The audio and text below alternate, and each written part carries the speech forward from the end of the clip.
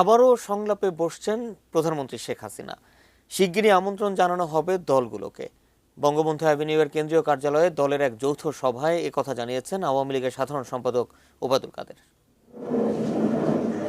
নির্বাচনের আগে সবগুলো রাজনৈতিক দল ও জোটের সঙ্গে গণভবনে সংলাপ করেছিলেন প্রধানমন্ত্রী শেখ হাসিনা, যার ফলে অনুষ্ঠিত হয় অংশগ্রহণমূলক একাদশ জাতীয় সংসদ নির্বাচন।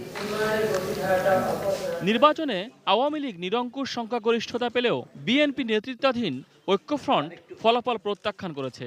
এখনও শপথ নেননি তাদের ৮ জন নির্বাচিত সংসদ সদস্য।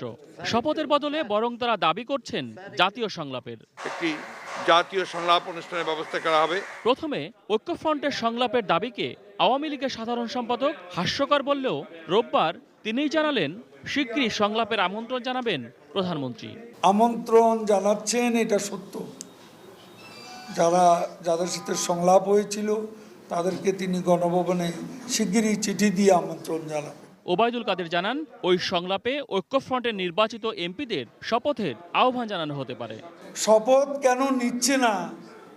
আমন্ত্রণ জানালে যখন আসবে তখন তো আমরা আলাপ আলোচনা করতে পারবো কোন যুক্তিতে তারা শপথ নিচ্ছেন না। তাদেরকে আমরা আহ্বানও তো জানাতে পারি। প্রধানমন্ত্রীর আমন্ত্রণে গণভবনে আসলে তখন তো আমরা তাদের প্রতি অনুরোধটা রিনিউ করতে পারি, বলতে পারি যে আসুন, সংসদে আসার যৌক্তিকতা আছে, সেই যৌক্তিকতাটা সামনাসামনি ব্যাখ্যাও করতে পারি আমরা।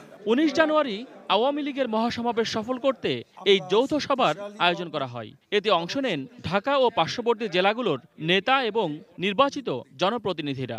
প্রতিপক্ষকেও আমরা শক্তিশালী ভাবি।